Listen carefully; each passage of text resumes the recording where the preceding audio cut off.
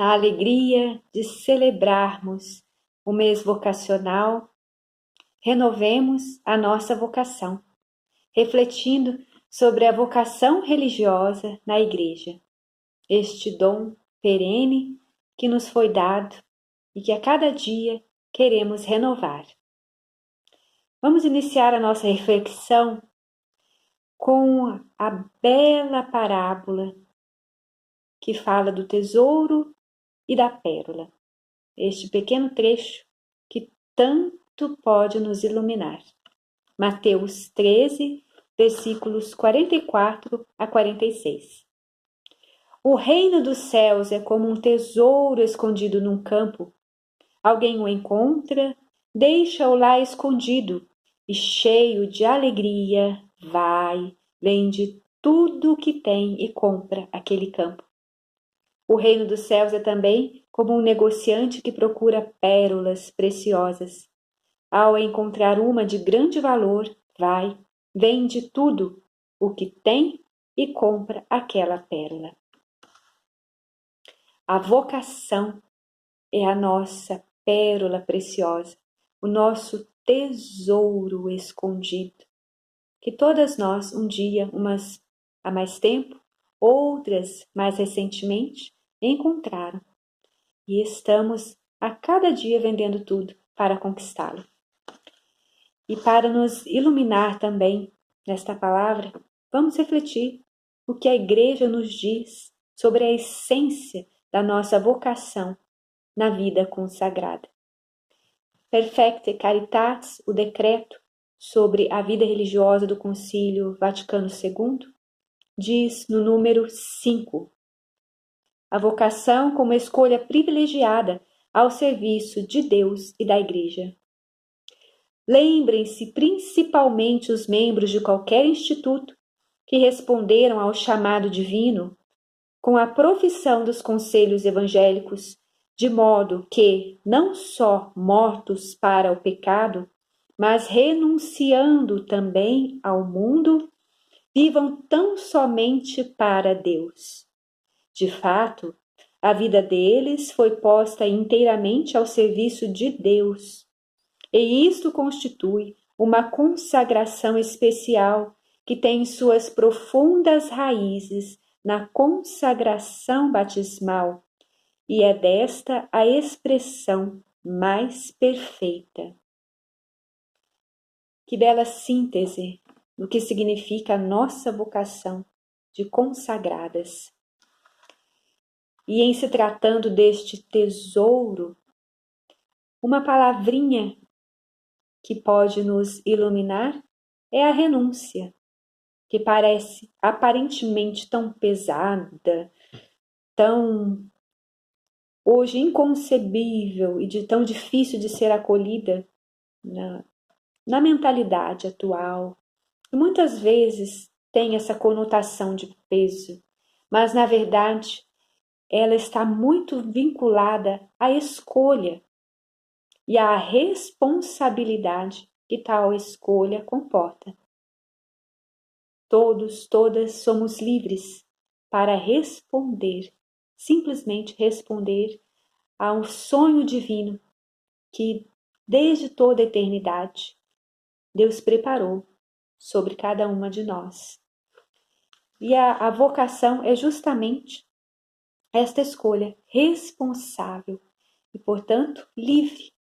Só pode ser responsável quem é livre, não é verdade? Então, essa questão do tesouro, ele de fato implica uma grande liberdade de escolha, que é o que torna esse tesouro tão atrativo e sempre novo, sempre vivo. Por isso, olhar a renúncia como escolha privilegiada, porque nós deixamos algo que se tornou pequeno diante de um mistério insondável desse Deus sumamente amado que nós escolhemos. E esta é a grandeza do nosso chamado. Outra palavrinha que o documento nos faz refletir: inteiramente.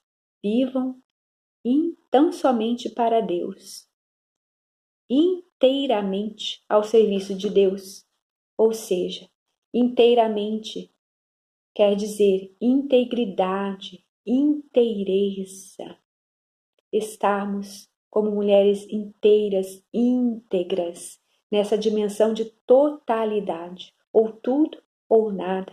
Aqui não existem meias medidas. É um ponto de reflexão muito forte. E a questão do enraizamento. E ainda o documento ressalta raízes profundas, ou seja, a consagração ela precisa estar enraizada e de modo intenso, não de qualquer maneira. Enraizada no batismo. Nunca esgotaremos a profundidade do que significa viver essa consagração batismal. Sermos testemunhas nesse mundo que cada vez mais conclama a um cristianismo inteiro, a um cristianismo radical, autêntico, verdadeiro. Então somos nós chamadas a sermos essas testemunhas do que é verdadeiramente ser cristão, a beleza do cristianismo, o frescor, o que há de mais genuíno e de belo na vida cristã.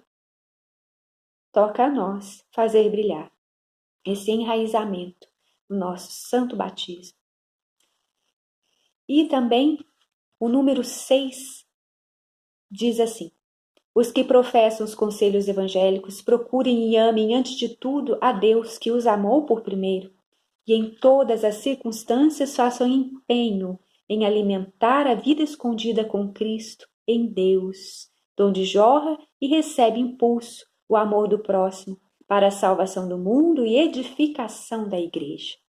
Vejam bem, salta aos nossos olhos a palavra procura. Procurem e amem, procura, busca, amor. Ou seja, somos chamadas a sermos mulheres apaixonadas. Este encantamento contínuo, paixão, afeto, que a cada dia nós vamos construindo nessa nossa história de amor com o nosso Deus. Outra palavra, empenho, ou seja, esforço, atividade, dinamismo, criatividade. É algo que não é estático, mas está sempre em movimento, movimento. Então, este amor empenhado, que exige o dinamismo, uma atividade constante, busca. Essa é o nosso grande desafio. É um empenho que triunfa sobre as nossas fadigas e lutas cotidianas. Não é fácil, mas é a nossa busca diária e constante. Então, fica para nós esse questionamento sumamente importante. Como eu estou me responsabilizando pela minha consagração? Os superiores, aqueles que estão para nos orientar, são faróis que nos ajudam, que nos orientam, com quem podemos partilhar e vermos para onde Deus nos direciona. Mas a responsabilidade é sempre minha. A minha vocação, o meu caminho, responsabilidade na liberdade da escolha. Como estou enraizada verdadeiramente, profundamente em Cristo? Ou as pessoas, os trabalhos, a realidade que me cerca, onde eu estou fixando as minhas raízes profundas? Cristo é o fundamento, o meu amor, a minha direção é onde eu preciso me enraizar verdadeiramente. E também posso me perguntar, podemos todas nos perguntar, onde eu estou indo buscar o meu alimento diário? Nas fontes da Eucaristia, da palavra, da liturgia que nos anima, que é a minha oração pessoal, não só comunitária, mas ambas as dimensões estão ali na liturgia. Como estou ocupando o meu tempo, as minhas relações, como vivo essas relações, as minhas redes sociais, os meus contatos, tudo aquilo que me cerca. Posso chegar no fim do dia e dizer: eu te amei, meu Senhor, no dia de hoje. Me sinto alimentada, robustecida. É assim que nós vamos construindo essa história, revendo esses pontos tão importantes: enraizamento, empenho, busca. O meu alimento cotidiano é o Senhor. Que possamos verdadeiramente rever, refletir, retomar, reavivar o nosso compromisso, a nossa escolha na responsabilidade do amor ao qual nos consagramos. Prosseguindo em nosso itinerário de reflexão sobre a nossa vocação à vida consagrada, vamos ser iluminadas pelo texto pós-sinodal, exortação pós-sinodal, Vita Consecrata, que traz para nós, no número 15, o ícone da transfiguração como o episódio que ilumina toda a igreja, todos os batizados que contemplam o Cristo ressuscitado, vivo, presente no meio de nós. Mas, aqui, São João Paulo II, ele coloca o diferencial que é característico da vida consagrada, sobre a luz que emana do Cristo transfigurado, especificamente para nós. Assim diz: esta luz atinge todos os seus filhos, todos igualmente chamados a seguir Cristo, repondo nele o sentido último de sua própria vida, podendo dizer com o apóstolo: para mim, viver é Cristo. Mas uma singular experiência dessa luz que dimana no Verbo encarnado é feita, sem dúvida, pelos que são chamados à vida consagrada. Na verdade, a profissão dos conselhos evangélicos coloca-os como sinal e profecia para a comunidade dos irmãos e para o mundo. Então aqui está o nosso diferencial. Todos os batizados são chamados a estar sob esta luz que emana do Cristo. Mas, para nós, é uma experiência muito particular. E essas duas palavras, muito específicas, nos dão o sentido do que é a nossa vocação, em continuidade com o Perfecte Caritatis. Sinal e profecia. Que vem a ser isso? Quanto é importante nós nos debruçarmos diante da beleza, do sentido de nossa vocação. O sinal está colocado para orientar, para dar direção. E interessante, de maneira muito discreta, por vezes muito suave, mas é fundamental. Pensamos no que é o sinal de um trânsito, os sinais de trânsito, os sinais que orientam qualquer pessoa por um local desconhecido, os sinais que nos orientam no aeroporto ou num local de grande movimentação. Que seria de nós sem ter onde enxergar, onde se orientar? Então, o sinal é para nós realmente uma imagem que bem diz o que nós precisamos ser. E a profecia, aqui está a palavra que tão bem define, que o Concílio Vaticano II realmente fez brilhar na compreensão do que é a vida religiosa. E Papa Francisco também, desde o início de seu pontificado, ele insistiu muito. Não é a radicalidade do Evangelho que define os consagrados, porque todo batizado é chamado a viver o Evangelho com radicalidade. Agora, o que nos define é a profecia, que é de fato muito particular, e o que a Igreja espera de nós. E essa profecia, diz o dicionário da vida consagrada, dicionário teológico da vida consagrada, alguns aspectos eu quis trazer aqui porque achei muito interessante, primeiramente para mim, para aprofundar o que significa isso. Quem são os profetas? Desde a tradição bíblica, que foi sendo resgatada pelo monaquismo e vem até nós na vida consagrada. Que vem a ser os profetas? Eles são sumamente sensíveis ante ao mal. Eles possuem uma sinceridade que não retrocede e são profundamente compassivos, inclinados à compaixão. Alguns aspectos da identidade do profeta. O que o distingue? A consciência de ter sido chamado e enviado. E isso vem de uma experiência imediata de Deus, ou seja, sem mediações. É uma experiência direta, profunda, viva, real, com o Deus vivo que a ele se manifesta. Assim Deus se revelou aos profetas em sua missão perante o povo de Israel, e a profecia continua como o impulso do Espírito Santo para tornar Deus vivo e presente. Então a profecia, de fato, é o que nos caracteriza de uma maneira muito viva. Por isso, nossa vocação como religiosas é continuar os sinais da profecia. O testemunho da vida religiosa se realiza com a força da vida entregue. É uma ação profética.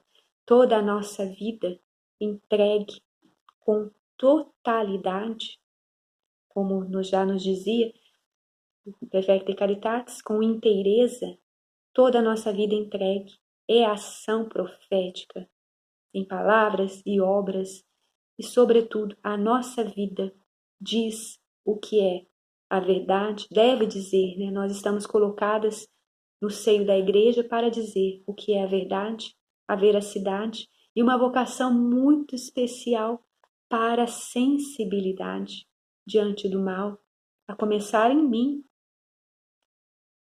a sensibilidade para perceber os movimentos do Espírito, para perceber quando estamos saindo fora da vontade de Deus, da vida espiritual para a qual nós somos especialmente consagradas para desenvolvermos essa vida espiritual. O discernimento, portanto, deve ser para nós uma arte cada vez mais familiar, pois a profecia capacita para sermos sensíveis, em conversão contínua e, por isso, capazes de sermos compassivas e voltadas para o povo, para o pobre, o pequenino, para todos aqueles aos quais nós vamos servir. A profecia, de fato, ela sintetiza o que é a nossa vocação no seio da igreja. Por isso, essas duas palavras que aqui o documento ressalta. Por isso, os consagrados não podem deixar de encontrar nessas palavras, nesse sentido, um eco particular às palavras extasiadas de Pedro. O ícone da transfiguração deve ressoar essa mesma experiência que Pedro experimentou. Senhor, é bom estarmos aqui. Essas palavras manifestam tensão cristocêntrica, caráter totalizante. Como é bom estarmos aqui contigo, Senhor. Concentrar nossa existência exclusivamente em Ti. Experiência de extasiamento. Como é bom estarmos aqui na nossa oração, na adoração, na missa que todos os dias, quanto possível, nós podemos celebrar, na liturgia. Como é bom estarmos aqui servindo com alegria os nossos irmãos, doente, o pobre, o idoso, a criança, cada pessoa que o Senhor coloca para vir ao nosso encontro. Como é bom estarmos aqui. Deveria ser essa experiência viva para nós. E no número 16, na sequência, também traz para nós um aspecto muito importante, ainda relacionado à transfiguração. Quando nos ressalta que Jesus escolheu Pedro, Tiago e João, os separou e os fez reviver a experiência do chamado inicial. E como eles foram como que arrancados da sua vida normal, algo muito semelhante a nós, e eles foram acolhidos na intimidade de Cristo. É precisamente esta graça especial da intimidade que brota na vida consagrada. A possibilidade e a exigência do dom total de si mesmo, na consagração, na profissão dos conselhos evangélicos. E estes, antes de tudo, mais do que renúncia, são acolhimento específico do mistério de Cristo vivido no seio da Igreja. Então aqui, essa característica, para além da renúncia, que nós entendemos como escolha, como resposta livre, o acolhimento do mistério. Que bela essa expressão. Só a intimidade nos permite abraçar as exigências da nossa consagração, do dom total. Exigências que não são poucas. E aqui, o mistério para nós precisa ser sempre mais e mais acolhido, desde o primeiro instante, a cada dia de nossa vida. Bem dizia um padre, que há muitos anos eu pude ouvir num retiro, não existe perda de vocação. Existe a perda da consciência do mistério que nos envolve. Então, irmãs, aqui nós já podemos refletir sobre alguns pontos importantes. Como eu estou convicta no mistério da minha vocação?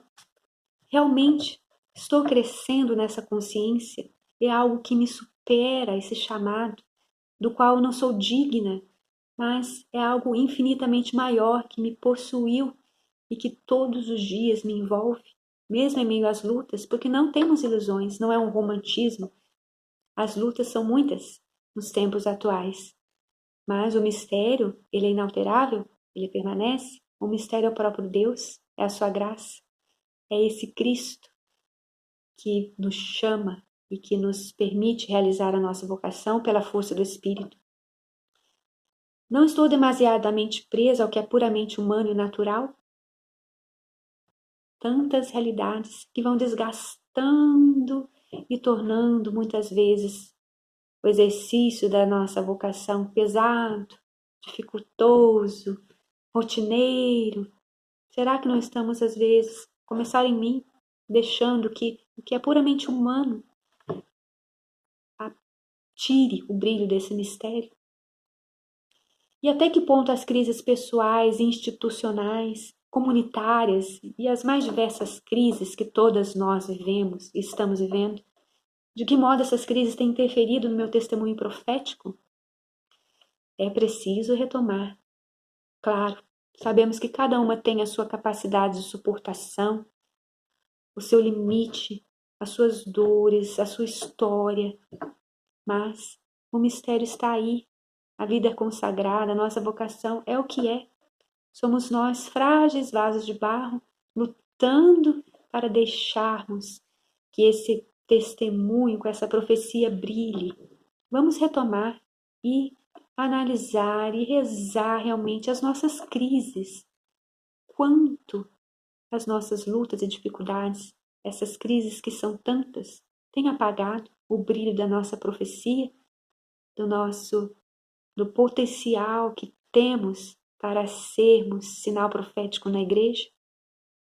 Que o Senhor nos dê a graça e que nos levantemos para retomar toda a riqueza, o sentido profundo da nossa vocação, consagradas para a profecia, para o amor, para sermos sinal.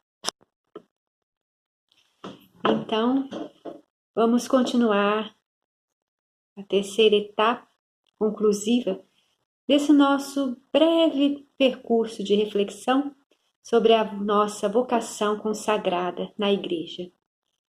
E eu quero refletir com vocês, com cada uma, sobre essa beleza do nosso chamado à luz do documento Alegrai-vos, que foi feito para o ano da vida consagrada, que traz para nós pérolas do magistério do Papa Francisco, com o seu carinho imenso pela vida consagrada. Ele também, como consagrado religioso, que tanto nos estimula e nos impulsiona para a vivência de nossa vocação no amor.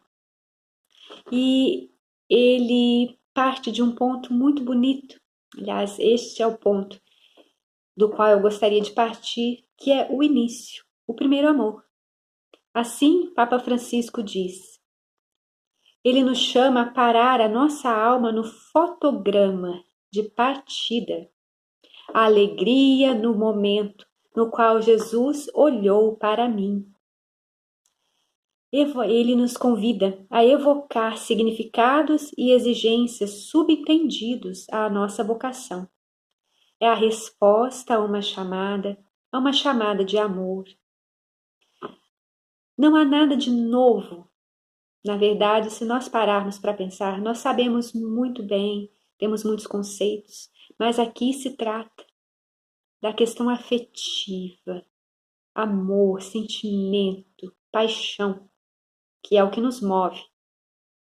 E o Papa nos convida a voltar no tempo. Umas precisam fazer um pouquinho mais de esforço, porque são muitos anos, outras no meio do caminho, ou de aquelas que estão iniciando, enfim, mas é esse mesmo olhar de amor de Cristo que foi o fascínio de nossas vidas e que nos atraiu. Não é um mistério, é um mistério para o qual não há explicação humana. Esse olhar de amor que me seduziu. E nós corremos o risco de perder ao longo do caminho esse encantamento, esse olhar que nos mantém afetivamente presas a Ele. Trata-se de renascer para a vocação. Que bela expressão, renascer, como Deus faz vir todos os dias, vir à luz a nova criação. A criação Ele refaz, Ele recria todos os dias também. Precisamos deixar que a nossa vocação se refaça, se recrie, que esse chamado palpite sempre de modo novo, sob esse impulso primeiro, mas cada vez mais amadurecido, é claro. O termo vocação indica este dado gratuito, como um reservatório de vida que não cessa de renovar a humanidade e a Igreja no mais profundo de seu ser. E olha que bela expressão, né? Reservatório para o mundo e para a Igreja. Mas, primeiramente, eu preciso ir buscar nesse reservatório, não? Pessoalmente, eu preciso estar me abastecendo a todo momento. É uma reserva inesgotável. O primeiro amor, o primeiro impulso do nosso chamado. Sentir os impulsos, o sincero ardor do início, com a consciência clara das marcas que o caminho nos tem deixado. E, de fato, cada uma de nós deveríamos estar muito mais amadurecidas na consciência do sim, do meu primeiro sim, que eu procuro dar todos os dias. Caminho amadurecido. Como esse aspecto é importante. E ele continua refletindo, mas chamando também para uma consciência muito clara. E ele convoca uma reflexão. Vivemos uma crise de fidelidade, entendida como adesão consciente a uma chamada que é um percurso, uma caminhada desde o seu misterioso início até o seu misterioso fim. Olha aqui novamente, um mistério que se inicia e que vai se desenvolvendo e crescendo, e se tornando cada vez mais forte, como diz Santa Teresinha, é um abismo, e até ir caminhando para o seu declinar no tempo, que é um mistério também, como ele se finda, que vai ser de fato mergulhar face a face daquele pelo qual nós vivemos a vida inteira, Cristo Senhor. Então mas a crise da fidelidade é muito forte, não? E lembrando que a fidelidade é muito mais que a perseverança. Nós perseveramos, mas essa perseverança precisa ser o ponto de partida para a fidelidade. Deus é fiel. Deus não é perseverante, Ele é fiel. E essa definição é muito interessante, né? O padre Amedeo Tintini também reflete sobre isso. Não me lembro exatamente em qual livro, mas ele faz essa distinção entre a perseverança e a fidelidade, a qual nós devemos almejar. E o caminho que nós trilhamos deve nos conduzir à fidelidade. E, de fato, temos que tocar o dedo na ferida. Vivenciamos uma crise de fidelidade de amor consciente. A fidelidade é um amor consciente, comprometido, completamente comprometido e inteiro. Então é um ponto muito forte. E ainda ele diz: talvez estejamos ainda numa crise de humanização. Parece estranho, não? Crise de humanização. Estamos vivendo a limitação de uma coerência completa, feridos pela incapacidade de conduzir no tempo a nossa vida como vocação unitária e caminho fiel. Crise de humanização. Como estamos vivendo a nossa dimensão pessoal? A nossa dimensão pessoal precisa estar bem, num equilíbrio o mais adequado possível para comportar o mistério da graça. As nossas limitações, os nossos adoecimentos, as nossas lutas emocionais. Sim, é preciso colocar o dedo na ferida dessas crises que dificultam tanto a vida pessoal e a vida comum e interferem sim no plano da graça. É preciso olhar com muita atenção essa dimensão tão importante. Uma caminhada cotidiana, pessoal e fraterna, marcada pelo descontentamento, pela amargura que nos encerra na mágoa, quase numa permanente nostalgia pelos caminhos inexplorados e pelos sonhos não realizados. Se torna uma caminhada solitária. Nossa vida, chamada relação no cumprimento do amor, pode se transformar em terra árida e desabitada. Aqui um alerta que o Papa nos faz. Porque a nossa vida deve nos conduzir a uma plenitude cada vez maior, gradual. Mas, se não olharmos bem, com ajuda, com todo essa atenção que requer, essa dimensão tão importante em nossos dias, tão cheios de